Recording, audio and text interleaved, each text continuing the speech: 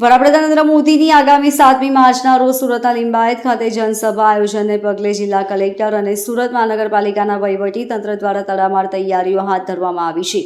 હેલીપેડથી નીલગિરી circle સુધી 3 કિલોમીટરના mega road શોના આયોજન વચ્ચે આજે સુરત મહાનગરપાલિકાના પદાધિકારીઓ દ્વારા સ્થળની મુલાકાત લેવામાં આવી હતી અને વહીવટી તંત્રને જરૂરી દિશા નિર્દેશ પાઠવવામાં આવ્યા હતા.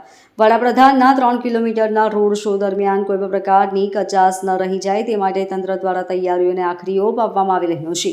લિંબાયતના નીલગિરી સર્કલ ખાતે 7મી માર્ચે વડાપ્રધાન નરેન્દ્ર મોદી દ્વારા 50,000થી વધુ લાભાર્થીઓને નેશનલ ફૂડ સિક્યુરિટી એક્ટ હેઠળ આવરી લેવાની સાથે સાથે વિશાળ જનસભાને સંબોધિત કરવામાં આવશે. વડાપ્રધાનના આગમનને પગલે છેલ્લા એક પખવાડિયાથી સુરત મહાનગરપાલિકા અને જિલ્લા કલેક્ટર દ્વારા ભારે તૈયારીઓ હાથ ધરવામાં આવી છે. જાહેર સભા પૂર્વ વડાપ્રધાન નરેન્દ્ર મોદીનો 3 કિલોમીટરના રોડ શો પણ યોજવામાં આવશે, જેના માટે રસ્તાઓથી માંડીને ડિવાઈડરો અને લાઇટોથી માંડીને તમામ સ્તરે બ્યુટિફિકેશનની તૈયારીઓને અંતિમ ઓપ આપવામાં આવી રહ્યો છે.